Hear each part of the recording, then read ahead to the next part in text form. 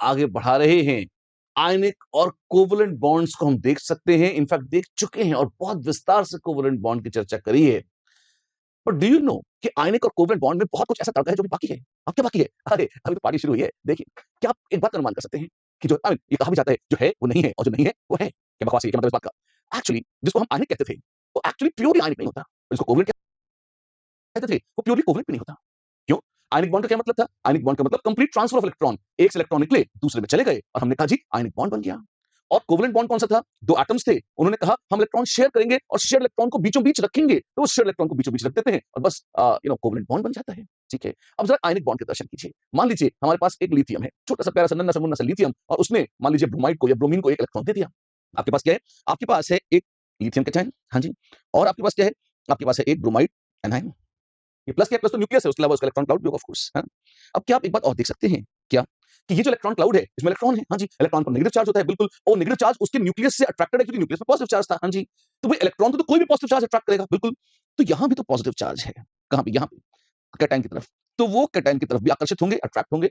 हाँ, कुछ तो होंगे। अगर वो कुछ भी अट्रैक्ट होंगे, तो क्या आप देख सकते हैं कि हल्का सा खसक कर वो कैटायन की तरफ जाएंगे। बिल्कुल गोल गोल सिमेट्रिक नहीं रहेंगे, हल्का सा कैटायन की ओर पार्शियल तो रहेंगे यार। ठीक है, क्यों? बेसिक कूलोम्बिक अट्रैक्शन है, वो तो है ही सही। अगर वो थोड़ा भी कैटायन की ओर आकर्षित हुए, अगर वो थोड़ा भी कैटायन की ओर आकर्षित हुए, तो क्या आप देख सकते हो कि इस अट्रैक्शन के चलते, क्या आप देख सकते हो कि इस अट्रैक्शन के चलते उनकी दोनों न्यूक्लियाई के बीच में रहने की प्रोबेबिलिटी बढ़ जाएगी और ऑपोजिट साइड में रहने की प्रोबेबिलिटी कम हो जाएगी। हाँ, ऐसा होगा तो सही। तो अगर दोनों न्यूक्लियाई के बीच में रहने की प्रोबेबिलिटी कम हो बढ़ गई है और उल्टी साइड में रहने की प्रोबेबिलिटी कम हो गई है, यार ये तो लक्षण कोवलेंट बॉन्ड का था कि शेयर इलेक्ट्रॉन क्लाउड दोनों के बीच में रहता है, उल्टी तरफ नहीं जाता, बिल्कुल नहीं जाता, तो प्योरली कोवलेंट है। तो थोड़ा सा भी बीच में ज्यादा रहता है तो कोवलेंट कैरेक्टर तो आ गया है। कैरेक्टर पे बात आ गई, हाँ, क्यों नहीं? तो आप ये देखेंगे कि लेकिन आयनिक बॉन्ड में कैटायन तो होगा, एनायन भी होगा, एनायन इलेक्ट्रॉन क्लाउड भी होगा, कैटायन प्लस चार्ज भी होगा, अट्रैक्शन तो होके रहेगा, इलेक्ट्रॉन तो खसक के रहेगा। तो कितना भी आयनिक बॉन्ड हो, कितना भी आयनिक बॉन्ड हो, कितना भी आयनिक बॉन्ड हो, थोड़ा बहुत तो अट्रैक्शन होगा ही इलेक्ट्रॉन क्लाउड और कैटायन के बीच में, थोड़ा बहुत इलेक्ट्रॉन क्लाउड खसकेगा कैटायन की तरफ और थोड़ा बहुत कोवलेंट कैरेक्टर आ जाएगा किसमें? यहाँ आयनिक बॉन्ड में। तो आयनिक बॉन्ड जिसको हम कहते थे ट्रांसफर ऑफ इलेक्ट्रॉन हो रहा है वगैरह वगैरह, बड़ा इमोशनल हो जाता था। क्या हम उसमें कहेंगे कि भाई सच ये नहीं है, ये सच का अंश है। पक्का सच तो ये है कि कोई भी बॉन्ड प्योरली आयनिक नहीं होता, वो थोड़ा सा ही सही पर कोवलेंट कैरेक्टर तो आ ही जाता है। ठीक है, यही नहीं, अगर आप कोवलेंट बॉन्ड की बात करें, तो क्या कोवलेंट बॉन्ड भी ऐसा संत है कि वो प्योरली कोवलेंट है? ये हो सकता है। अच्छा, ये हो सकता है, हाँ, जैसे आपके पास हाइड्रोजन है। अब दोनों हाइड्रोजन के एटम्स हूबहू एक जैसे हैं, तो ऐसा नहीं हो सकता कि एक ज्यादा अट्रैक्ट कर ले और दूसरा कम कर ले, तो वो तो इलेक्ट्रॉन क्लाउड बीचों बीच रह जाएगा। ये प्योरली कोवलेंट है। हम कहते हैं ये नॉन पोलर है। क्यों? ऐसा क्यों बोलते हो? मान लीजिए एक दूसरा एटम देखते हैं और ये एटम ऐसा है जिसमें दोनों एटम्स अलग-अलग वैरायटी के हैं। मान लीजिए जैसे एक H है तो दूसरा F है। अब क्या होगा? फ्लोरीन मोस्ट इलेक्ट्रोनेगेटिव एलिमेंट थी, उसका तो काम ही था क्या? राम राम जपना, पाया माल अपना, तो खसका लेगी इलेक्ट्रॉन को अपनी तरफ, हल्का सा माइनस और हल्का सा प्लस आ जाएगा। जैसे ही प्लस और माइनस आएंगे, अरे चार्ज आ गया, हाँ, प्लस और माइनस चार्ज आ गया, हाँ, तो ये तो इलेक्ट्रोस्टैटिक अट्रैक्शन करेगा। यस, ये तो आयनिक बॉन्ड में होता था। यस, बॉन्ड तो कोवलेंट था लेकिन हाँ जी, तो उसमें एक आयनिक कैरेक्टर आ गया, हम ये कहेंगे।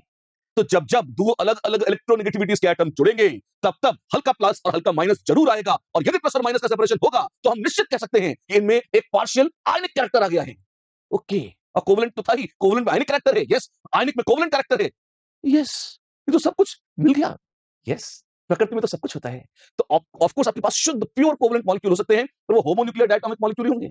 क्या बोला? होमोन्यूक्लियर, एक जैसे न्यूक्लियस वाले, डायटोमिक जिनमें दो ही एटम हैं, ऐसे परम पवित्र मॉलिक्यूल जैसे H2, O2, N2, भले single bond, double bond, triple bond कुछ भी हो, ये प्योरली कोवलेंट है, हम ये कह सकते हैं। तो ये नॉन पोलर है, हाँ जी। हल्का सा अगर इलेक्ट्रोनेगेटिविटी डिफरेंस हो गया तो, जैसे जैसे CH बॉन्ड है, ऑर्गेनिक कंपाउंड में बहुत आता है। अब कार्बन के इलेक्ट्रॉन नेगेटिविटी 2.47 के आसपास होती है, हाइड्रोजन 2.1 कुछ होती है। डिफरेंस अगर आप देखें तो लगभग 0.3 0.35 के आसपास का होगा। अच्छा, इसको पोलर मानते हैं, कहने को तो डिफरेंस तो है, हाँ जी, बहुत ज्यादा नहीं है। तो अगर दोनों एटम्स के बीच का इलेक्ट्रोनेगेटिव डिफरेंस बहुत ज्यादा न हो, कितना बहुत ज्यादा, कितना क्वांटिफाई करो, अगर इलेक्ट्रोनेगेटिव डिफरेंस 0.4 या उससे कम है, अगर इलेक्ट्रोनेगेटिविटी डिफरेंस 0.4 या उससे कम है, तो हम कह देते हैं ज्यादा पोलर नहीं है मॉलिक्यूल। और अगर ज्यादा पोलर नहीं है मॉलिक्यूल, तो हम लगभग नॉन पोलर है। प्योरली नॉन पोलर तो CCHH यही होंगे, लेकिन ये लगभग नॉन पोलर है, ऐसा बोल देते हैं। अच्छा, तो नॉन पोलर कोवलेंट बॉन्ड्स कौन से हैं? तब जब बॉन्डेड एटम्स के बीच का इलेक्ट्रोनेगेटिविटी डिफरेंस 0.4 या उससे कम हो। हमें प्राय इससे कोई मतलब नहीं होता। एक केस जो बहुत ही महत्वपूर्ण है, जो बार-बार आता है, वो है ऑर्गेनिक कंपाउंड्स का, जिसमें कार्बन और हाइड्रोजन हजारों लाखों करोड़ों केसेस में जुड़े हुए मिलते हैं, वो लगभग नॉन पोलर है, ये आपको याद होना चाहिए। उसके अलावा ऐसी तैसी भी डोंट केयर, पर फिर भी क्राइटेरिया अच्छा है, कोई माथे आ जाए तो पता होना चाहिए आपको। और इससे ज्यादा डिफरेंस होगा तो फिर हम बोल देते हैं कि भाई अगर इससे ज्यादा डिफरेंस है, इसका मतलब ये जरूर कैसा है, ये जरूर पोलर है।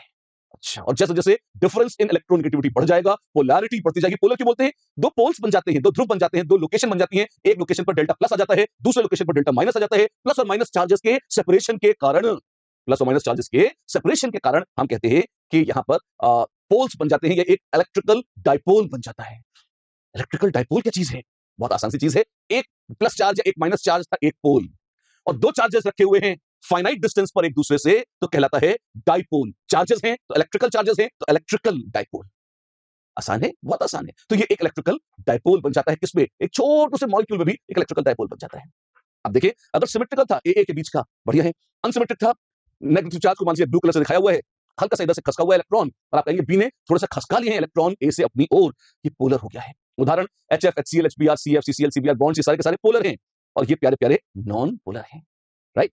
तो अब जैसा कि हमने कहा था, अगर डेल्टा प्लस और डेल्टा माइनस चार्जेस एक दूसरे से फाइनाइट डिस्टेंसेस से सेपरेटेड हो, तो हम कहते हैं कि वो एक इलेक्ट्रिकल डाइपोल है। अच्छा, एक बात बताइए, क्या इसका प्रॉपर्टीज में कोई फर्क पड़ता है?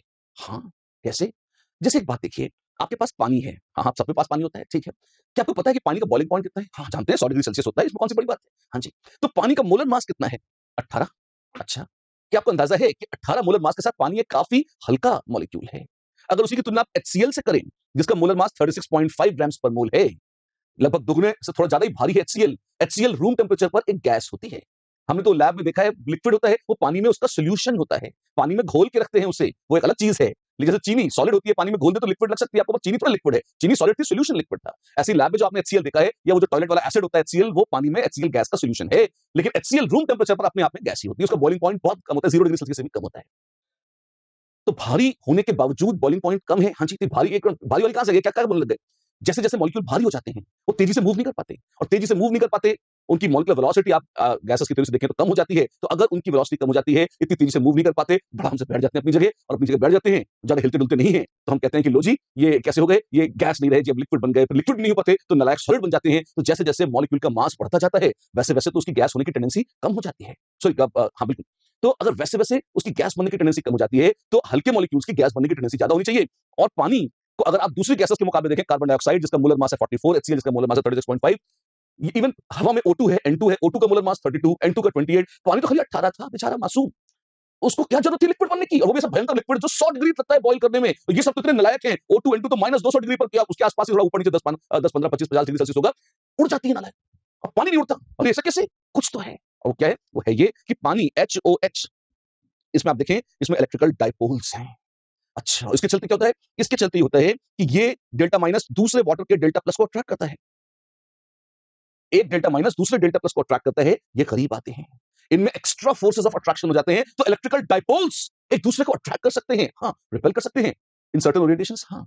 तो एक मॉलिक्यूल जिस पर प्लस माइनस चार्जेस हैं, जो पोलर है, क्या उसका दूसरे मॉलिक्यूल से अट्रैक्शन ज्यादा होगा? जी हाँ। बजाय उसके जो नॉन पोलर है, यस, नॉन पोलर में तो कोई दम ही नहीं था, तो क्या अट्रैक्ट करेगा? पोलर में दम था, अट्रैक्शन होगा। और ये मैग्नीट्यूड ऑफ अट्रैक्शन किस पे डिपेंड करेगी? ये magnitude of attraction of course charges पर डिपेंड करेगी ही, और हर केस में सिर्फ चार्ज पर डिपेंड करती है। वैज्ञानिकों ने देखा ऐसा नहीं है, ये एक दूसरी क्वांटिटी पर डिपेंड करती है। और कौन है वो? वो ऐसी है जिसे ये जगत कहता है डाइपोल मोमेंट। डाइपोल मोमेंट, ये क्या चीज है?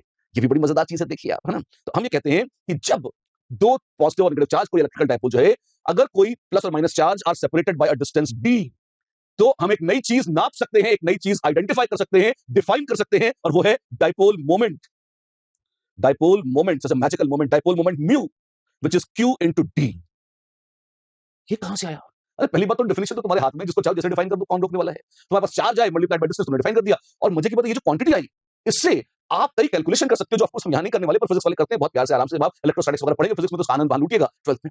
यहां पर तो हमें इतना ही काम का है कि भैया जैसे जैसे डाइपोल मोमेंट बढ़ता जाएगा, वैसे वैसे मॉलिक्यूल्स के बीच में जो अट्रैक्शन के फोर्सेस हैं, वो बढ़ते जाएंगे, और जैसे जैसे अट्रैक्शन के फोर्सेस बढ़ते जाएंगे, वेल वैसे वैसे प्रॉपर्टीज पर असर पड़ेगा। वो करीब आएंगे, मॉलिक्यूल लिक्विड बनने की टेंडेंसी ज्यादा होगी, बाहर भागने की टेंडेंसी ज्यादा होगी, ब्ला ब्ला ब्ला, बहुत सारी प्रॉपर्टीज में चेंज आ जाएगा।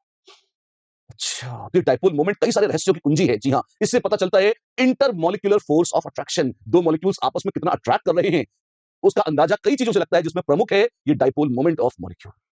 अच्छी बात है। तो ये डाइपोल मोमेंट, और बताइए इसके बारे में, ये क्या है? ये एक वेक्टर क्वांटिटी होती है। ये वेक्टर होती है, हाँ, पर चार्ज तो स्केलर है, होता है q into d, ऐसा करके बोलते हैं। Dipole moment is q into d, और ये q into d कभी जो है, इसमें जो डिस्प्लेसमेंट d है, वो कहां से दिखाते हैं? हम कहते हैं कि भाई पॉजिटिव से नेगेटिव की तरफ जब खसका, तो डायरेक्शन दिखाते हैं, जिस तरफ इलेक्ट्रॉन चले गए, बड़ा लॉजिकल है हमारा केमिस्ट्री में, जिस तरफ से चले गए उस तरफ से, और जिधर गए उसकी तरफ एरो बना देते हैं। कोऑर्डिनेट बॉन्ड के लिए भी एरो लगाते थे। तो डाइपोल मोमेंट में भ्रम न हो, इसलिए दुम कटा एरो, ऐसे दुम काट देते हैं। अच्छा, तो टेल कट एरोस कोई से ऐसा कहे ना कहे, पर हाँ, ये दुम कटे एरो लगते हैं और इनसे दिशा दिखाई जाती है कि भाई इस डायरेक्शन में डाइपोल मोमेंट है। अच्छी बात है। आप देखिए यूनिट्स हैं कुछ, हाँ जी, बहुत मशहूर पुराने वैज्ञानिक थे, डी बाई जी के सम्मान में डी बाई यूनिट्स कही जाती हैं, डी बाई यूनिट्स, और कोई इनका कन्वर्जन फैक्टर है, जी हाँ। चार्ज की 2 मशहूर यूनिट्स थी, सबसे मशहूर और स्टैंडर्ड यूनिट जो है वो तो है कूलॉम, जो ऐसा यूनिट है। तो कूलॉम जी के हिसाब से कितना हो जाता? वो हो जाता 1.6 × 10⁻19 कूलॉम तो था चार्ज, हाँ जी। और इंटू डिस्टेंस करेंगे तो चार्ज इंटू डिस्टेंस आप देखेंगे कूलॉम मीटर उस तरफ से, और जिधर गए उसकी तरफ एरो हम बना देते हैं। कोऑर्डिनेट बॉन्ड के लिए भी एरो लगाते थे, तो डाइपोल मोमेंट में भ्रम न हो, इसलिए दुम कटा एरो, ऐसे दुम काट देते हैं। अच्छा, तो टेल कट एरोस कोई से ऐसा कहे ना कहे, पर हाँ, ये दुम कटे एरो लगते हैं और इनसे दिशा दिखाई जाती है कि भाई इस डायरेक्शन में डाइपोल मोमेंट है। अच्छी बात है। आप देखिए यूनिट्स हैं कुछ, हाँ जी, बहुत मशहूर पुराने वैज्ञानिक थे, डी बाई जी के सम्मान में डी बाई यूनिट्स कही जाती हैं, डी बाई यूनिट्स, और कोई इनका कन्वर्जन फैक्टर है, जी हाँ। चार्ज की 2 मशहूर यूनिट्स थी, सबसे मशहूर और स्टैंडर्ड यूनिट जो है वो तो है कूलॉम, जो ऐसा यूनिट है। तो कूलॉम जी के हिसाब से कितना हो जाता? वो हो जाता 1.6 × 10⁻19 कूलॉम तो था चार्ज, हाँ जी। और इंटू डिस्टेंस करेंगे तो चार्ज इंटू डिस्टेंस आप देखेंगे कूलॉम मीटर एक यूनिट है किसकी? डाइपोल मोमेंट की। थोड़ी देर पहले तो आप डी बाई बोल रहे थे, डी बाई एक अलग यूनिट है, जैसे लेंथ है, लेंथ को इंच में, सेंटीमीटर में, एंगस्ट्रॉम यूनिट में कैसे भी नाप सकते हैं, तो ऐसे एसआई यूनिट तो है कूलॉम मीटर। और 2 चिल्लर यूनिट्स हैं, एक है ईएसयू सेंटीमीटर, अच्छा, और दूसरी है डी बाई एटॉमिक स्केल्स में बड़ी पॉपुलर है, बहुत छोटी यूनिट होती है बट बड़ी यूजफुल है क्योंकि इंटीजर वैल्यूज आती है उसकी।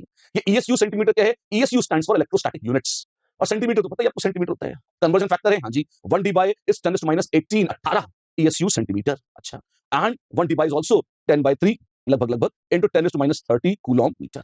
ये तो 3.33564 है, आपने 3.3333 कर दिया, अप्रॉक्सीमेट बोला यार, और कितने 4 डेसिमल तक तुम याद रखने वाले हो भी नहीं, और 10/3 कैलकुलेशन करने में भी बड़ी आसान होती है, आपको बाकी जैसे अच्छा लगे आप याद कर लो, कोई दिक्कत नहीं है। और ये कन्वर्जन फैक्टर मोस्टली अगर क्वेश्चन पूछा जाता है तो दिया ही होता है, तो बहुत इमोशनल होने की इसके लिए जरूरत नहीं है।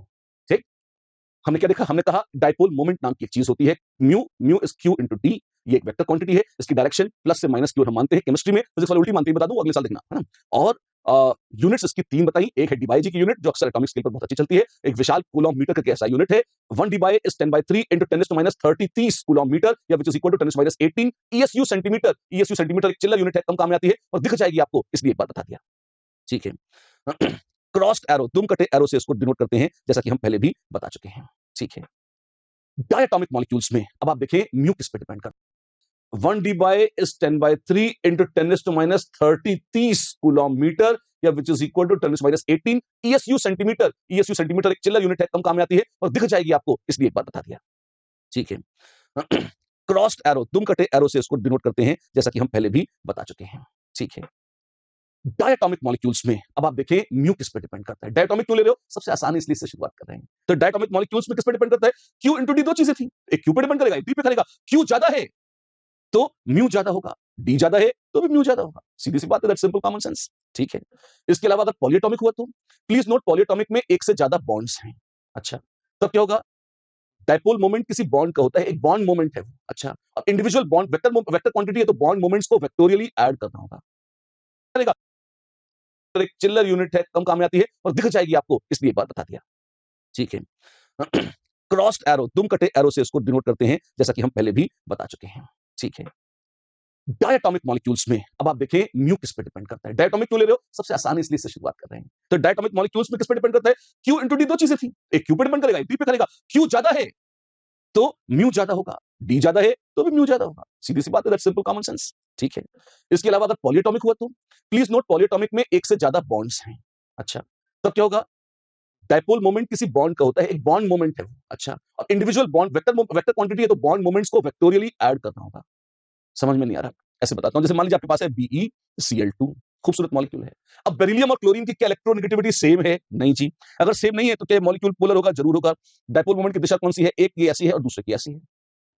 कितना होगा हमको नहीं पता, पर ये जरूर पता है कि जितना एक BeCl है उतना ही दूसरा BeCl है, कोई ClCl प्यारे तो है नहीं एक दूसरे से ज्यादा, ठीक है। तो दोनों के बराबर होंगे, इसका है म्यू तो इसका भी होगा म्यू, और अपना सा म्यू लेके कट जाएंगे, मतलब नेट क्या होगा? Mu will be equal to 0, 180 degree के उल्टे एंगल पर है, म्यू कट जाएगा, 0 हो जाएगा। अच्छा, ये तो कट गया, हाँ, तो म्यू तो 0 हो गया, तो हो गया ना, क्या टेंशन है? तो आप कह सकते हो सकता है बॉन्ड्स पोलर हो पर मॉलिक्यूल पोलर न हो, ओवरऑल मॉलिक्यूल में भी non polar even if it contains polar bonds like this. क्या मुश्किल है? नहीं, ये बहुत ही आसान है, ठीक है। तो ये डिपेंड करता है बॉन्ड के डाइपोल पर, और ये ज्योमेट्री या स्पेशल अरेंजमेंट मतलब स्पेस में अरेंजमेंट कैसा है, वो तो वेस्पर थ्योरी से देख चुके हैं हम, हाँ, तो वही है। ज्योमेट्री के हिसाब से भी नेट इंडिविजुअल बॉन्ड मोमेंट्स आपने निकाल लिए, तो उनको ज्योमेट्री के हिसाब से आप उनका वेक्टर सम ऐड कर सकते हैं।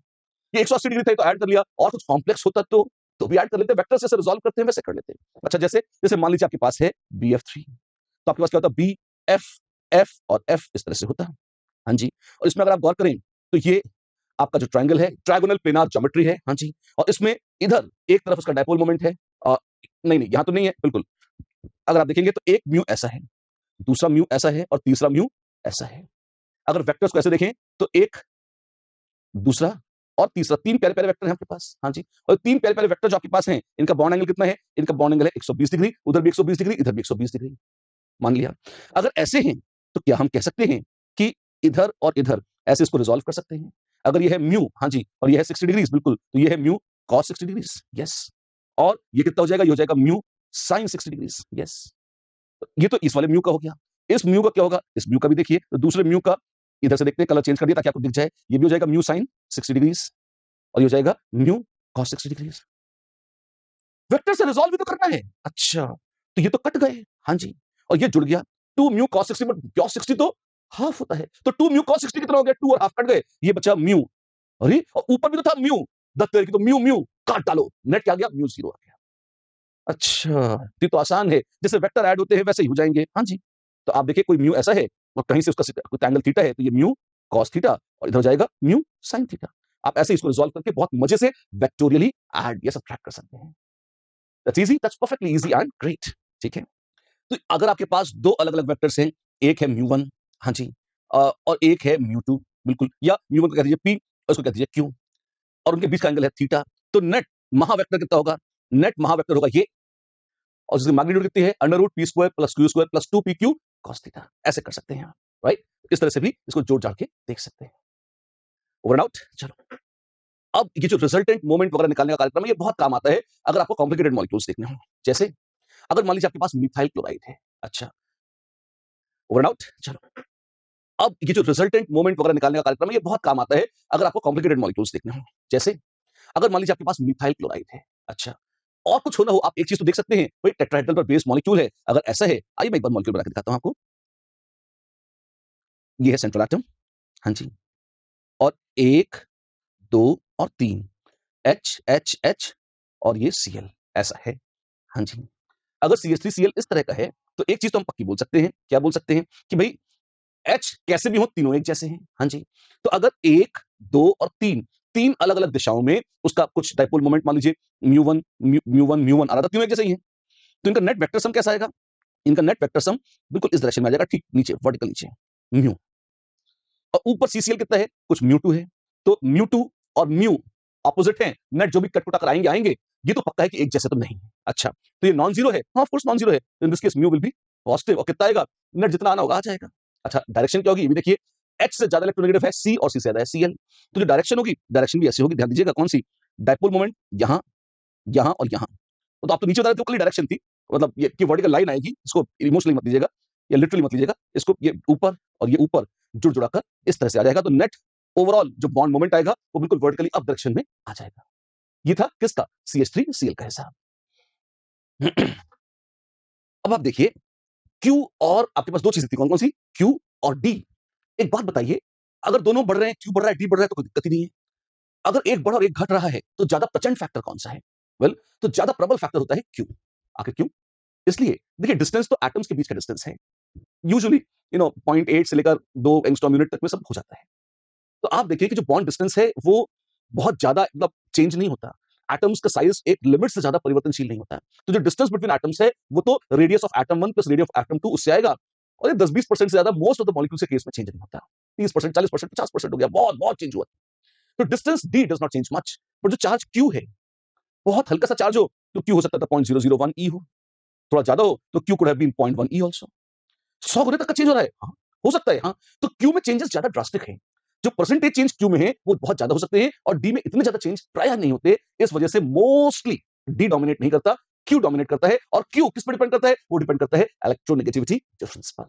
अच्छा, जैसे जैसे इलेक्ट्रोनेगेटिविटी डिफरेंस बढ़ जाएगा, वैसे वैसे क्यू बढ़ जाएगा, और वैसे वैसे डाइपोल मोमेंट बढ़ जाएगा। जैसे बहुत मशहूर केस देखिए, HF HCl HBr HI, distance तो बढ़ ही रहा है, तो उससे हो सकता था आपको लगे HI का ज्यादा होगा, नहीं, इसमें भले ही डी बढ़ रहा हो डाउन द ग्रुप, पर ऊपर एच और एफ में इलेक्ट्रोनेगेटिविटी डिफरेंस बहुत ज्यादा है, उसके चलते सबसे ज्यादा डायपोल मोमेंट लगभग 1.8 डी के आसपास होता है किसका, एचएफ का। डाउन द ग्रुप चलते जा रहे हैं तो HCl HBr HI, आप देखते जाइए डायपोल मोमेंट लगातार उत्तरोत्तर कम होता जाएगा। क्यों क्यों डोमिनेट कर रहा है, डी नहीं। हमेशा ऐसा ही होता है, मोस्टली ऐसा होता है। अगर आप CF बॉन्ड को देखें, मैंने आपको थोड़ी देर पहले बोल दिया था कि CH बॉन्ड जो है उसमें कोई बहुत ज्यादा चेंज नहीं होता, लेकिन क्यों, क्योंकि चेंज मतलब उसमें कोई बहुत ज्यादा बॉन्ड मोमेंट नहीं होता, क्यों, C और H में इलेक्ट्रॉन नेगेटिव डिफरेंस बहुत कम है, और 0.4 से कम अगर डिफरेंस होता है तो लगभग नॉन पोलर मान लेते हैं। अच्छा, तो मेन तो इसमें कंट्रीब्यूटर कौन सा है, CF या CCl या CBr या CI, कार्बन हैलोजन बॉन्ड के कारण ही डायपोल मोमेंट आ रहा है CH3X का, मिथाइल हाइड्राइड का। FCl Bri, इलेक्ट्रोनेगेटिविटी बढ़ रही है, तो अपेक्षा यही है कि डायपोल मोमेंट बढ़ जाएगा, और ये होता भी है। F की ज्यादा होती है Br से, Br की ज्यादा होती है I से।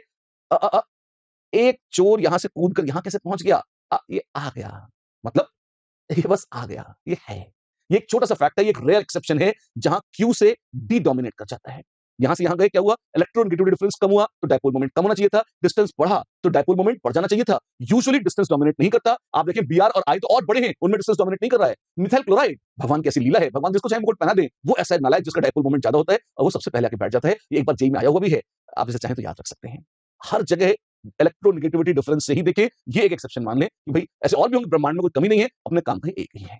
ठीक है, चलिए, तो ये तो बात थी किसकी, हमने जब कहा कि भाई डायपोल मोमेंट को वेक्टोरियली निकाल सकते हैं। आइए सिस्टमैटिकली एक बार ढंग से देख लेते हैं कहां-कहां कैसे-कैसे कैलकुलेशन होते हैं। जैसे dipole moment can be zero अगर बिल्कुल सिमेट्रिक स्ट्रक्चर है और बॉन्ड्स एक जैसे हैं। BeCl2 और BF3 के दो एग्जांपल मैं आपको दे ही चुका हूं, आप देखिए यहां से इस तरह से। तो क्या इससे मॉलिक्यूल की सिमेट्री का आइडिया लगा सकते हैं, जरूर लगा सकते हैं। अच्छा, जैसे और देखिए, मान लीजिए अगर आपके पास बिल्कुल रेगुलर ज्योमेट्री है, लीनियर, ट्रायगोनल, प्लेनार, अच्छा जैसे इसमें BeCl2 या CO2 ये एग्जांपल्स थे, इन दोनों के लिए म्यू जीरो। पोलर बॉन्ड्स हैं पर मॉलिक्यूल नॉन पोलर है, यहां पर BF3, BCl3, इस या SO3, ये चीजें हैं जिनके लिए म्यू विल बी जीरो। अगर बिल्कुल रेगुलर टेट्राहेड्रल है, अच्छा ट्रायगोनल बाइपिरामिडल है, जैसे जैसे PCl5 अगर गैस फेज में हो, जब वो PCl4 प्लस PCl6 माइनस में टूटा हुआ नहीं है, गैस फेज में है, प्रॉपर यही स्ट्रक्चर है, या PF5 है या ASF5 है, इस तरह के स्ट्रक्चर्स हैं। टेट्राहेड्रल तो बहुत सारे हैं, CH4, CCl4, CF4, and you can go on and on, कोई कमी नहीं है इनकी। तो ये सब कैसे हैं, इनका ओवरऑल म्यू जीरो हो जाएगा। कोऑर्डिनेशन नंबर 6 हुआ SF6, 7 हुआ IF7 गैस, ये कैसे हैं, इन सब का महा म्यू जीरो होगा। ठीक है, ये तो हुई उनकी जो बिल्कुल सिमेट्रिक थे। अगर सिमेट्रिक नहीं है तो कुछ नेट सम आ जाएगा। कितना आएगा, तो जितना होगा आ जाएगा। कोई और कंट्रीब्यूशन भी है क्या, हाँ, वेस्टबर्ग थ्योरी में लोन पेयर्स का बड़ा महत्व हुआ करता था, तो क्या डायपोल मोमेंट में भी लोन पेयर्स का महत्व है। ये कैसे पता आपको, बताता हूं, ये बड़ा मजेदार किस्सा है, वो भी सुनाता हूं आपको। लेकिन डायपोल मोमेंट में लोन पेयर्स का निश्चित रूप से महत्व तो है। अगर है तो आप कह सकते हो कि आपके पास जैसे मान लीजिए था NH3, तो NH3 या NF3 बहुत ही मशहूर केस है, अमोनिया और NF3 का। अच्छा, कैसा, दोनों में लोन पेयर का महत्व आपको अभी अभी दिख जाएगा, इनका केस डिस्कस करेंगे। पर एक बात आपको बोल दूं, लोन पेयर्स में डिस्टेंस निकाला नहीं जा सकता। क्यों, इलेक्ट्रॉन क्लाउड की लोकेशन तो कोई आइडेंटिफाई नहीं कर पाता, तो Q इंटू डी में, क्योंकि डी लोग ढंग से आइडेंटिफाई नहीं कर पाते, इसलिए ये तो पता होता है कि लोन पेयर का महत्व है, पर वो कितना है इसको इनडायरेक्टली कैलकुलेट किया जा सकता है, ऐसा संभव नहीं है। आप इसको एक्सपेरिमेंटली नाप भी सकते हैं। अच्छा, आपकी बातें कंफ्यूजिंग लग रही है, एक एक करके एक एक बात करते हैं। बहुत सुंदर केस है और लोग इसमें थोड़ा सा हैरान भी होते हैं। साफ साफ सुनिए एक बार क्लियरली मुझसे, पहले एक्सपेरिमेंटल डेटा सुन लीजिए और फिर उसके बाद आएंगे लोन पेयर्स पर, ठीक है ना। अब अगर थोड़ा सा ये वेगनेस रहती है इसमें, इसको एक किनारे रखे, फ्रेश माइंड से पूरी ऊर्जा के साथ सुनिए। NF3 और NH3 का बहुत ही मशहूर केस, दो मॉलिक्यूल्स है मेरे पास, कौन से, मान लीजिए मेरे पास है, हाँ, एक है अमोनिया और एक है NF3। क्या आपको पता है अमोनिया की एक्सपेरिमेंटल वैल्यू जो डायपोल मोमेंट की है वो लगभग 1.5 डी की है, 1.47 डी, पोलर है, मस्त पोलर है। NF3 पिट गया, वो 0.24 डी लगभग नॉन पोलर की श्रेणी में आने लगता है। क्या बात कर रहे हो, लेकिन ऐसा कैसे है, आप देखिए यहां पर यही प्रश्न हम पूछ रहे हैं कि भाई अमोनिया का डायपोल मोमेंट इतना ज्यादा क्यों है NF3 के मुकाबले। अगर आप देखेंगे तो इलेक्ट्रोनेगेटिविटी ऑफ हाइड्रोजन कितनी है, 2.1, ऑफ नाइट्रोजन कितनी है, 3, ऑफ फ्लोरीन कितनी है, 4। तो जो डिफरेंस ऑफ इलेक्ट्रोनेगेटिविटी है किसका, हाइड्रोजन और नाइट्रोजन का, वो है 0.9, और डिफरेंस फ्लोरीन और नाइट्रोजन का है 1, लगभग एक जैसा, फ्लोरीन और नाइट्रोजन का थोड़ा सा ज्यादा ही है। अगर ऐसा है, आइए एक बार देखते हैं अमोनिया का structure, N lone pair, H sorry, बार बार फ्लोरीन नहीं बन रही है, HHH, ऐसा। इसमें ज्यादा इलेक्ट्रोनेगेटिव कौन थी, नाइट्रोजन, H के मुकाबले ज्यादा थी, तो डायपोल मोमेंट की डायरेक्शन क्या होगी भाई, इस तरफ होगी, ऐसे ऐसे और ऐसे। और अगर एक पिरामिड में ऐसे ऐसे और ऐसे तीन तरफ से पिरामिड आ रहा है, तो नेट डायरेक्शन कैसी हो जाएगी, नेट डायरेक्शन इसकी हो जाएगी NH, एक ही डायग्राम में रिपीट ना हो, इसलिए मैं अलग से बना देता हूं आपको, ताकि कंफ्यूजन ना दिखे आपको। ये आ जाएगा, इनको अगर इनके इंडिविजुअल बॉन्ड मोमेंट्स अक्कड़ बक्कड़ बम्बे को जोड़ के ये बो बना लिया जाए, तो ये ऐसा आ जाएगा। ठीक है। अगर इतनी ही होती कहानी, अगर लोन पेयर का महत्व ना होता तो कहानी यहाँ पे रुक जाती। हम कहते हैं कि ठीक है भैया पोलर हो गई, कोई दिक्कत नहीं है। कहानी आती है NF3 में भी। NF3 N, F, F और F ऐसा है। इसमें फर्क ये है कि फ्लोरीन की इलेक्ट्रोनेगेटिविटी नाइट्रोजन से ज्यादा है, तो डायरेक्शन ऑफ डायपोल ऐसी हो जाएगी, नीचे की तरफ हो जाएगी, क्योंकि फ्लोरीन घसीट रही है वापस अपनी तरफ। ठीक है। अगर ऐसा है तो NF3 मॉलिक्यूल का तो NF3 मॉलिक्यूल का जो डायपोल मोमेंट है, उसमें इन तीनों को जोड़कर आपको इस दिशा में डायरेक्ट, वहां पे उधर बिल्कुल ऊपर आया था, इधर बिल्कुल नीचे आना चाहिए, ऐसे। NH और NF बॉन्ड में इलेक्ट्रोनेगेटिविटी डिफरेंस आसपास ही है। अगर सिर्फ NH3 और NF3 के बॉन्ड मोमेंट्स का ही महत्व होता, ध्यान से सुना मेरी बात, बहुत अच्छी बात बोल रहा हूं, अगर सिर्फ बॉन्ड मोमेंट्स का ही महत्व होता overall dipole moment of molecule में, तो NH3 से लगभग बराबर, इनफैक्ट थोड़ा सा ज्यादा ही होना चाहिए था। डायरेक्शन उल्टी थी, फाइन, पर मैग्नीट्यूड तो उतनी ही होनी चाहिए थी NF3 की। हाँ जी। लेकिन एक है 1.47 डी बाय और दूसरा है 0.24 डी बाय, इतना कम कैसे हो गया? तो लोगों ने कहा जरूर इसमें एक चौथा आइटम आया है। कौन है? और वो हस्ती जो है और कोई नहीं, वो है ये दिव्य लोन पेयर। उन्होंने कहा जरूर इसका भी कोई मोमेंट है, तो अगर इसका मोमेंट जोड़ लें तो एक और एक ये तो बढ़ गया, जुड़ गया। और अगर इसका भी यहां जोड़ लें तो ये एक ऊपर है और ये एक नीचे है, ये सब्ट्रैक्ट हो गए। NF3 में ऑपोजिट डायरेक्शन में थे लोन पेयर और NF बॉन्ड मोमेंट्स, सब्ट्रैक्ट हो गए, इस वजह से बचे 0.24। और यहां NH3 में सेम डायरेक्शन में थे, ऐड हो गए तो बढ़ गए और आ गए कितने? 1.475। तो because bond moments of NH या NF bonds also have to be vectorially added to the bond moment of lone pair। जी हाँ, तो ये एक तरह से बहुत स्पष्ट संकेत भी देता है और बताता भी है कि लोन पेयर से लल्लू चीज नहीं है, इनका एक बकायदा डायपोल मोमेंट इनके कारण होता है। और कितना होता है? क्यू इंटू डी, आप डी भी ना गिन पाए तो आप ना गिने, वो अलग बात है, वो आपकी हेड की, क्या आप गिन नहीं पा रहे हैं, पर क्या वो है नहीं ना, वो है, और यहां वो दिख रहा है, राइट। तो इस तरह से अगर आपको याद हो, थोड़ी देर पहले हमने कहा था कि क्या लोन पेयर्स कंट्रीब्यूट करते हैं बॉन्ड डायपोल मोमेंट में, और यहां पे सबूत के साथ, कई लोगों को सबूत चाहिए होता है, साइंस में तो हमेशा सबूतों के आधार पर ही बात होती है, तो सबूतों के साथ अगर आप देखें तो बकायदा डायपोल मोमेंट में सिग्निफिकेंट होता है, बहुत सिग्निफिकेंट हो जाता है लोन पेयर। इसी बात पे क्वेश्चन हो जाए, चलिए। The resultant dipole moment of water is 1.85 D bye, ठीक है, ignoring the effects of lone pair. पानी के मॉलिक्यूल का डायपोल मोमेंट निकालने की बात चल रही है, HOH का, बाबा, और बोला है भैया लोन पेयर को निगलेक्ट कर दो। क्वेश्चन के हिसाब से वास्तव में नेग्लिजिबल होते हैं, पर क्वेश्चन को सिंपल रखने के लिए कहा है भाई निगलेक्ट कर दो, calculate the dipole moment of each OH bond. ये मुश्किल नहीं लगता, ये है म्यू और ये है म्यू, और देखिए ये क्या है, अगर बीच का एंगल है थीटा, ठीक है, तो आप देखें आपके पास एक है म्यू और दूसरा है म्यू, और बीच का एंगल है थीटा, जैसे ये थीटा है तो ये भी थीटा होगा, ठीक। तो क्या आप देख सकते हैं, this is 2 mu cos theta by 2। हाँ जी। और जो दूसरे होंगे ये तो कट जाएंगे, इधर उधर वाले, जो mu sin theta by 2, mu sin theta by 2 वो कैंसिल हो जाएंगे, और ये आ गया तो 2 mu cos of theta by 2। अरे वाह, ये कितना है? तो भाई जी ये है 1.85 डी बाय, ठीक है, और थीटा इज 104 डिग्रीज। तो I hope you can see this more less becomes a problem more in trigonometry than in chemical bonding. क्यों? म्यू निकालना है, तो mu is 1.85 D by 2 into cos of 104/2 degrees.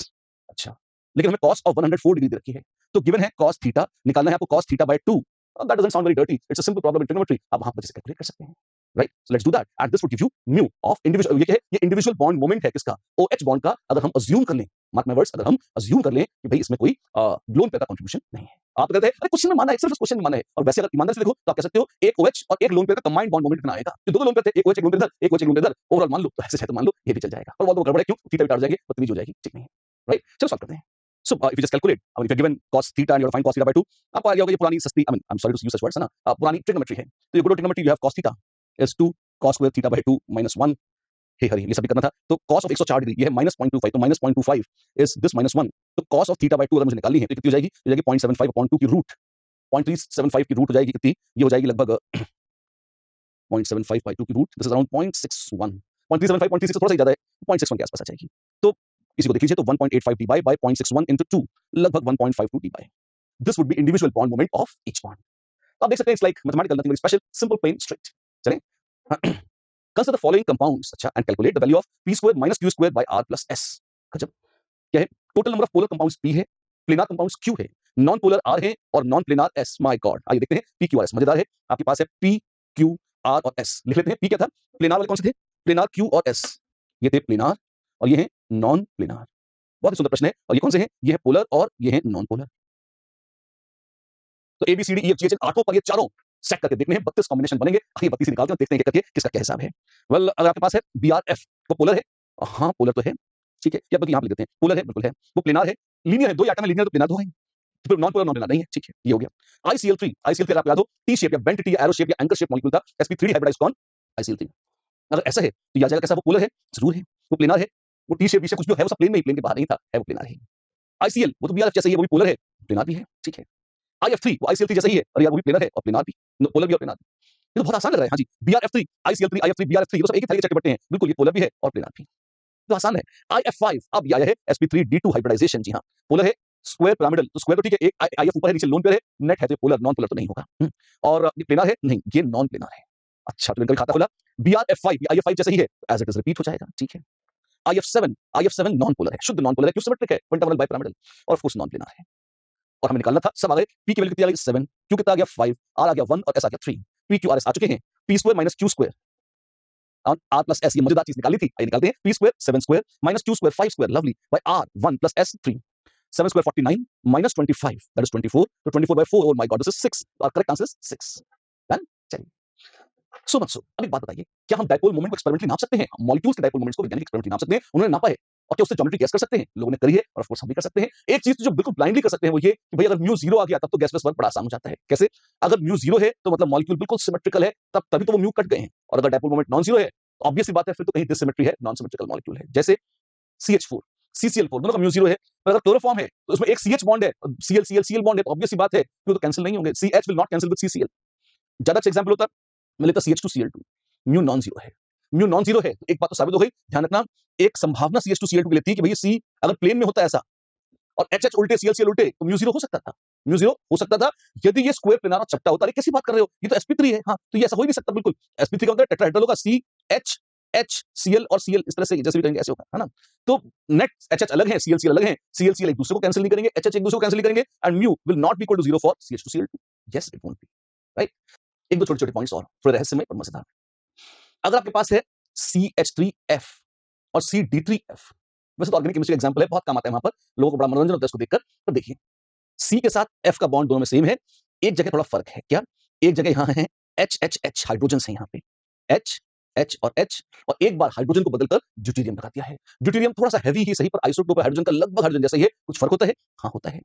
Deuterium आप पाएंगे, अगर आप hydrogen deuterium में देखेंगे, जो तो इलेक्ट्रोनेगेटिविटी एग्जैक्टली एक जैसी है H और D की, नहीं। अगर डिफरेंस देखेंगे तो डिफरेंस इन इलेक्ट्रोनेगेटिविटी आपको CH में थोड़ा सा कम मिलेगा और CD में थोड़ा सा ज्यादा। ड्यूटेरियम हल्का सा इलेक्ट्रॉन्स को प्रेस कर देती है, शिफ्ट कर देती है कार्बन की तरफ एज कंपेयर टू हाइड्रोजन।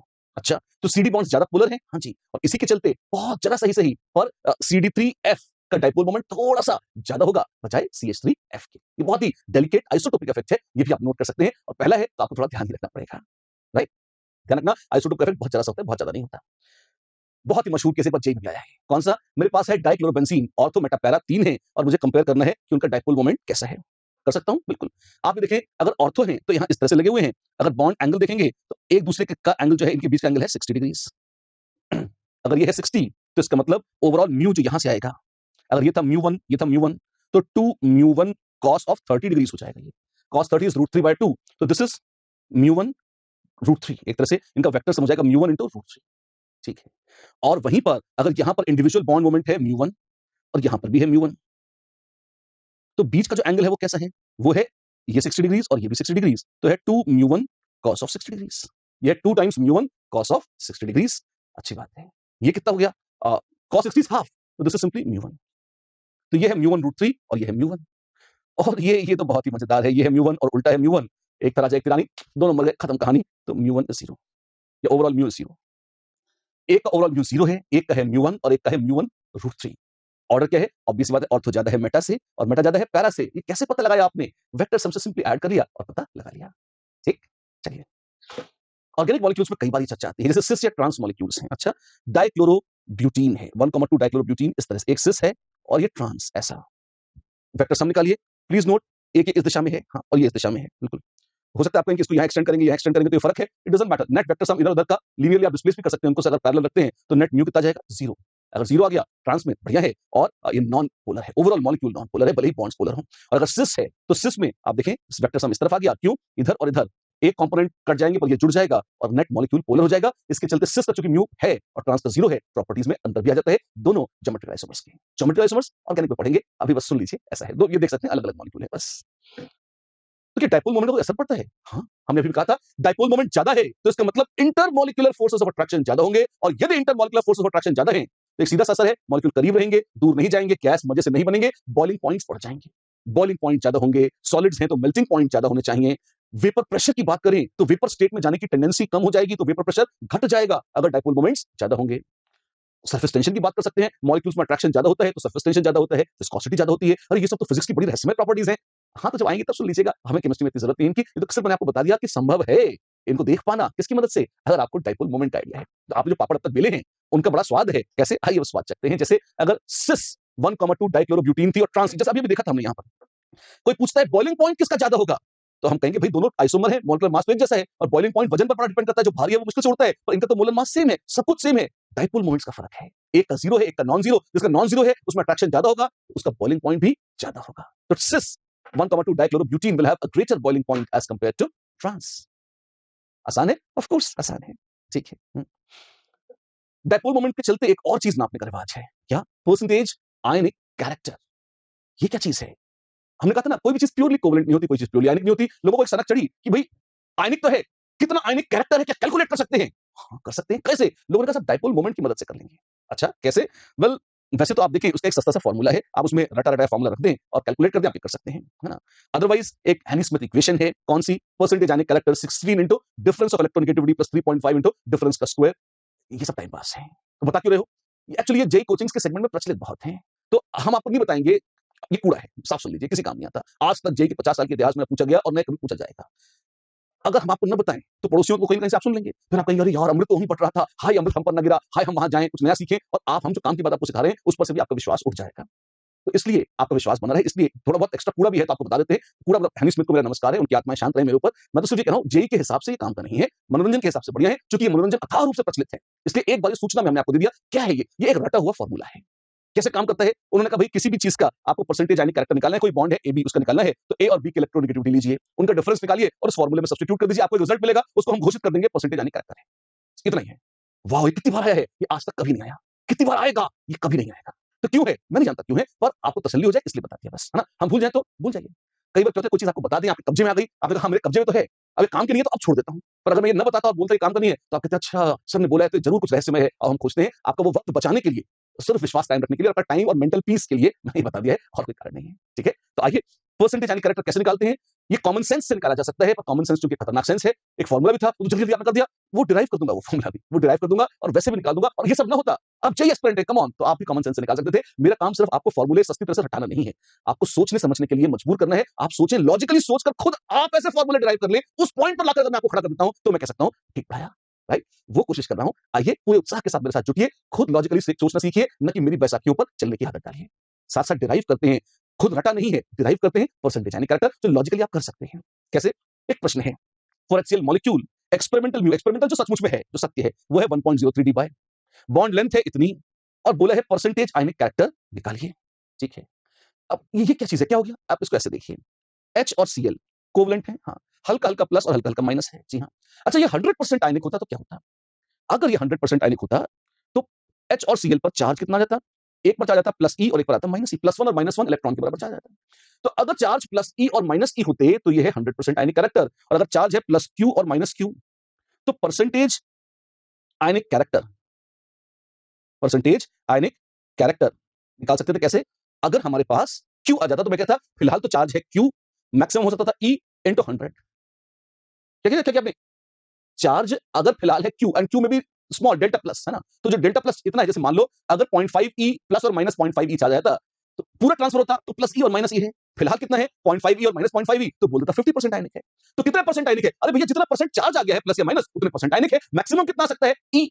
फिलहाल कितना आ रहा है? अगर आ रहा है क्यू, नापेंगे उसे, अगर आ रहा है क्यू, तो क्यू अपॉन ई इंटू 100 दे देगा percentage ionic character. It's logical, बहुत गंदा नहीं है। एक बार मेरे साथ देखिए, एक बार फिर से देखेंगे, अगर अभी फील नहीं है तब आ जाएगी। तो परसेंटेज यानी कैरेक्टर है क्यू बाई ई इंटू 100। ठीक है? अब ये आप इसको ऐसे भी देख सकते थे, इसको अगर मैं बॉन्ड डिस्टेंस डी से मल्टीप्लाई करूं, तो Q into D by E into D, तो क्यू इंटू डी क्या आ गया? क्यू है जो सचमुच में चार्जेस हैं प्लस माइनस, और डी है जो डिस्टेंस है। अच्छा, हम अज्यूम करते हैं डिस्टेंस सेम रह रहा है, तो अगर डिस्टेंस इतना ही है क्यू इंटू डी जो सचमुच में है, तो ये तो है म्यू एक्चुअल या म्यू एक्सपेरिमेंटल जो सचमुच में है, divided by E into D. ये क्या है? लोग कई बार इसको कहते हैं ये वो है जो एक्सपेक्टेड था, अगर 100% आयनिक होता तो म्यू इतना होना चाहिए था, इंटू 100। तो परसेंटेज आयनिक कैरेक्टर निकालना है, तो ये कितना आ जाएगा? म्यू एक्चुअल, एक्चुअल है 1.03 debye, divided by bond length कितनी है? वो है 1.275 एंगस्ट्रॉम यूनिट, और ई होता है 1.6 इंटू 10 - 19 कूलम्स। अरे बाबा, इंटू 100, हाँ जी। और ये कितना आ गया? ये आ गया 1.03, 1 डिवाइड 10/3 इंटू 10⁻30 कूलम मीटर, आपको याद हो, divided by 1.6 into 1.275 into 10⁻29 coulomb metre ये आ रहा है, इंटू 100। यूनिट्स तो हमने ठीक सब्स्टिट्यूट करी हैं, अब बच गया है कैलकुलेशन। आइए करते हैं जी जान से। 1.03 इन ये और ये कट गए, अपॉन 3 इंटू 1.6 इंटू 1.275 इंटू 100, जो भी है इतना आ जाएगा, इतने परसेंट आयनिक कैरेक्टर है। कैसे निकालेंगे? करते हैं जी, है ना। 1.275 वैसे 10/8 होता है 1.25, तो 1.275 करीब ही है। अच्छा, और अगर इसको क्योंकि गंदी सी कैलकुलेशन लग रही है, अगर 1.275 को 1.25 मान लो, थोड़ा सा घटाया है, हाँ, इसको भी घटा देता हूँ, 1 कर देता हूँ, इसको 10/8 कर लेता हूँ। रफ आएगा आंसर, लेकिन विल बी क्लोज। 0.2 इंटू 10 2, तो 1/6 इंटू 100, लगभग 16.67% के आसपास आ रहा है। इट इज क्लोज, हो सकता है 15 से 17-18% की रेंज में कुछ आ जाएगा, right. This is percentage ionic character of HCl as per the given data. Formula derive करने की बात कर रहे थे आप, आइए एक बार आपको फॉर्मूला दिखा भी देते हैं। ये क्या है? Mu observed by mu theoretical. Mu theoretical क्या है? अगर हम मान लें कि कंपाउंड 100% आयनिक है, डिस्टेंस सेम है, तो E इंटू डी, ई क्या है? चार्ज ऑन इलेक्ट्रॉन, पूरा इलेक्ट्रॉन ट्रांसफर हो गया, +1 -1 इलेक्ट्रॉन का चार्ज आ गया, तो E इज 1.6 × 10⁻19 कूलम्स, जो डिस्टेंस है D, उसको मल्टीप्लाई करें तो आपको मिल जाएगा ये सो कॉल्ड म्यू थ्योरेटिकल। और एक्सपेरिमेंटल तो आपको नाप के पता लगेगा, या आप प्रेडिक्ट नहीं कर सकते। इसको रखेंगे, और ये कहां से आया? वहीं से आया जो हमने कहा था कि परसेंटेज आयनिक कैरेक्टर, जितना चार्ज है डिवाइडेड बाय मैक्सिमम जितना हो सकता है इंटू 100, वो था परसेंटेज आयनिक कैरेक्टर। और चार्ज को डिस्टेंस ऊपर नीचे सेम डिस्टेंस से मल्टीप्लाई कर दिया और म्यू में कन्वर्ट कर दिया, इस तरह से लिख देते हैं। ठीक, चलिए। So much so for dipole moments. एक क्वेश्चन करते हैं, which of the following compounds are polar? बिल्कुल सिमेट्रिक होगा तो कटेगा, sp2 हाइब्रिडाइज्ड है ये, NO2, तो NOO अनपेयर्ड इलेक्ट्रॉन क्या एंगल पर है? हाँ जी। ज्योमेट्री कैसी है? एंगुलर बेंट है। क्या पोलर होगा? हाँ, ये पोलर होगा, डायपोल मोमेंट कैंसिल नहीं होंगे। डायबोरेन बड़ा रहस्यमय स्ट्रक्चर था, आपने देखा था, जो भी था ब्रिजिंग बॉन्ड्स थे, 3 सेंटर 2 इलेक्ट्रॉन बॉन्ड्स थे, परफेक्टली सिमेट्रिक स्ट्रक्चर था। म्यू कट जाएगा, जरूर कट जाएगा, तो क्या ये पोलर है? नहीं, ये बिल्कुल पोलर नहीं है। PF3Cl2 बहुत मजेदार मॉलिक्यूल है। PF3 आपको याद होगा, trigonal bipyramidal is not a symmetric geometry, perfectly axial location पे प्रेफरेबली वो आते हैं जिनकी इलेक्ट्रोनेगेटिविटी ज्यादा है, तो फ्लोरीन एक्सियल पर आएगी, और यहां एक जो बचेगी वो इक्वेटोरियल पर भी आ जाएगी, तरह तरह की। तो अगर आपके पास PF2Cl3 होता तो इसका तो म्यू 0 हो जाता, पर यहाँ Cl और यहाँ F ये फंस जाएगा, इसका म्यू 0 नहीं होगा, वो पोलर है, होगा। और बेंजीन बिल्कुल सिमेट्रिक है, वो पोलर नहीं होगी। तो करेक्ट आंसर था ए एंड सी। बेहतरीन क्वेश्चन था, करेक्ट आंसर था ए एंड सी। कई सारे कंसेप्ट्स अपने आप में समाये हुए था, ये आपके सामने। गौरव है, two compounds PX2Y3 and PX3Y2, where P is phosphorus atom, X and Y are monovalent atoms, जो बात कर रहे थे वही है। If all the X atoms are replaced by Z atoms, ठीक है, and the electronegativity order is XYZ, then incorrect statements is R. Oh my God. आइए देखते हैं, एक बार क्वेश्चन को देख लिया है, ऑप्शंस देखते हैं, फिर एक बार क्वेश्चन पर लौटेंगे। नाउ आपके पास है PX2Y3 और एक है PX3Y2, यही ना? हाँ जी। और X is replaced by Z, ये बन रहा है PZ2Y3 और ये बन रहा है PZ3Y2। फाइन। तमाशा मनोरंजक है, मोर इलेक्ट्रोनेगेटिव है X, उससे कम है Y, उससे कम है Z। तो आप देखिए, मोस्ट अगर इलेक्ट्रोनेगेटिव X था तो PXX यहां था और YYY यहां था, इसका म्यू 0 था। और जब ये बनाएगा तो P में अब चूंकि Z कम इलेक्ट्रोनेगेटिव है तो Z साइड में आ जाएगा और YYY हाई यहां जाएगा और ZZ यहां जाएंगे। तो क्या अब इसका म्यू 0 रहेगा? नहीं, अब इसका म्यू 0 नहीं रहेगा। तो dipole moment of product obtain from PX2Y3 is non zero, ये सही है। पहले 0 था, अब चूंकि लोकेशंस पलट जाएंगी, अब नॉन जीरो हो जाएगा। Then dipole moment of product obtain from PX2Y3 is 0, नहीं, तो ए सही है तो बी नहीं होगा। X3Y2 में क्या होगा? उल्टा ही होना है। तो आप देखें PZ3Y2, तो P में Y मोर इलेक्ट्रोनेगेटिव है तो YY यहां जाएगा और ZZZ यहां जाएंगे, बिल्कुल सिमेट्रिक है, तो क्या डायपोल मोमेंट 0 होगा? जी हां, ये 0 हो जाएगा। PX3Y2 से प्रोडक्ट का डायपोल मोमेंट 0 है और नॉन जीरो नहीं होगा। Correct answers are again A and C. एक और क्वेश्चन देखिए, select the correct order between the following compounds, NH3 greater than NF3 for bond angle. Bond angles हम पढ़ चुके हैं, हाँ ठीक है। क्यों? फ्लोरीन ज्यादा इलेक्ट्रोनेगेटिव थी, मोर इलेक्ट्रोनेगेटिव बाहर होता है, इलेक्ट्रॉन को अपनी ओर घसीट लेता है, रिपल्शन कम हो जाता है, लोन पेयर चिपका देता है, बॉन्ड एंगल थोड़ा सा कम हो जाएगा NF3 के बजाय NH3 के। NH3 more than NF3 for dipole moment, तो अभी देखा ही था, हाँ। NH3 more than NF3 for percentage S character of lone pair. अच्छा, ये कैसे देखेंगे? मजेदार भी देखते हैं। और NH3 more than NF3 for reactivity towards Lewis acid.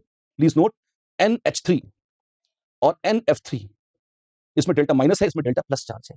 जिसका माइनस चार्ज है वो मजे से लोन पे डोनेट कर देगा, जिसका प्लस चार्ज है वो दूसरों को लोन पे डोनेट करेगा, तो खुद ही कंगाल हो रहा है। तो आप पाएंगे अमोनिया लुईस एसिड है जो लोन पे एक्सेप्ट कर लेते हैं, इसका मतलब इनको लोन पे देना होगा। क्या अमोनिया ज्यादा मजे से लोन पे दे देगी? हाँ, क्योंकि तो माइनस चार्ज है लोन पे वाले एटम एन पर, और फ्लोरीन पर डेल्टा प्लस चार्ज है, खुद पर ही प्लस है, तो अपने लालच के कारण दूसरों को अपने लोन पे नहीं दे पाएगा, ये भी सही है। एस कैरेक्टर कैसे देखेंगे? इसको आप बॉन्ड एंगल से देख सकते हैं। अच्छा, कैसे? आप ये देखिए, जैसे जैसे परसेंटेज एस कैरेक्टर बढ़ता है, बॉन्ड एंगल बढ़ जाता है। अच्छा, SP, SP2, SP3 में SP 50% S है, लीनियर। SP2 33% S है, तो बॉन्ड S कैरेक्टर घटा, बॉन्ड एंगल घट गया 120 डिग्री। SP3 S कैरेक्टर खाली 25% बचा, तो बॉन्ड एंगल भी घट गया 109 डिग्री 28 मिनट। ठीक है, तो आप ये देखें कि N और यहां पर है H और H, नाइट्रोजन का वैसे तो हाइब्रिडाइजेशन है sp3, हाँ जी, तो चारों हाइब्रिड ऑर्बिटल्स को मिला दें तो sp3 है। पर क्या आप देख सकते हैं चारों अगर हुबहू एक जैसे होते तो sp3 चारों प्योर हो जाते, कोई दिक्कत नहीं है। अब ये जो बॉन्ड एंगल है, अगर ये प्योर 109 डिग्री 28 मिनट होता, अगर ये प्योरली 109 डिग्री 28 मिनट, बहुत अच्छी बात बोलो, ध्यान से सुनिए, अगर ये bond angle purely 109 degree 28 minute होता तो हम कह देते कि 1 2 3 4 बच्चों बनो होशियार, ये सब प्योर sp3 है। लेकिन आपको पता होगा बॉन्ड एंगल लोन पे पिचका देता है, ये बॉन्ड एंगल 160 डिग्री के आसपास आ जाता है, थोड़ा कम हो जाता है।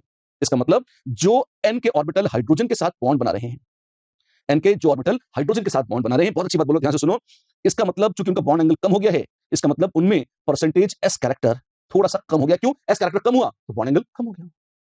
पर एवरेज तो नाइट्रोजन sp3 ही है, हाँ जी। तो अगर ये बॉन्डेड पेयर में s कैरेक्टर थोड़ा सा कम हो गया है, तो लोन पेयर में s कैरेक्टर थोड़ा सा बढ़ गया ताकि एवरेज sp3 ही आए, हाँ जी, क्योंकि हाइब्रिडाइजेशन तो पता है sp3 है। तो ये तो नई बात बोल दी आपने, हाँ, कि अगर सेंट्रल एटम के अराउंड सारे बॉन्ड्स हुबहू एक जैसे थे तो सबका percentage S character P character आ सकता था एक जैसा, आप मान लो। लेकिन अगर वो बॉन्ड्स अलग हैं, कोई एफ से बॉन्ड बना रहा है, कोई सीएल से कहीं लोन पेयर है, तो सब अलग अलग हैं। अगर अलग अलग हैं तो ये भी हो सकता है कि एवरेज भले ही sp3 हो, लेकिन कहीं कहीं एस कैरेक्टर थोड़ा कम हो जाए तो बचे बढ़ जाएगा। जैसे अगर बॉन्ड एंगल कम हो गया, एस कैरेक्टर कम हो गया, तो बॉन्डेड वालों में एस कैरेक्टर कम हो गया, तो लोन पेयर में एस कैरेक्टर बढ़ जाएगा। अच्छा, तो percentage S character of lone pair, जैसे जैसे बॉन्ड एंगल कम होगा, percentage S character of lone pair बढ़ जाएगा। NF3 में बॉन्ड एंगल कम था, हाँ जी, तो इसका मतलब NF बॉन्ड में एस कैरेक्टर कम था, तो उसके लोन पेयर में एस कैरेक्टर ज्यादा था। तो इसके तो परसेंटेज एस कैरेक्टर NF के लोन पेयर में ज्यादा होगा, NH3 के लोन पेयर में कम होगा। ये तो उल्टा दे रखा है, तो ये ऑप्शन सही नहीं है। पर कंसेप्ट बड़ा अच्छा था, देखने लायक था, इसलिए हमने कहा एक बार अच्छे से बताते हैं। Right, this was the question. आज की मुलाकात बहुत सारी बातों के साथ बस अब यहाँ रुकते हैं। आज हमने बड़े विस्तार से डाइपोल मोमेंट को देखा है। अगली बार बातें होंगी उल्टे की। अभी तो हमने कहा था आयनिक में, सॉरी, कोवेलेंट में आयनिक कैरेक्टर आ जाए तो कैसे देखेंगे, डाइपोल मोमेंट से देखेंगे। पर अगर आयनिक में कोवेलेंट कैरेक्टर आएगा तो कैसे देखेंगे, फैंस रूल्स की बात करेंगे अगली बार। नमस्कार।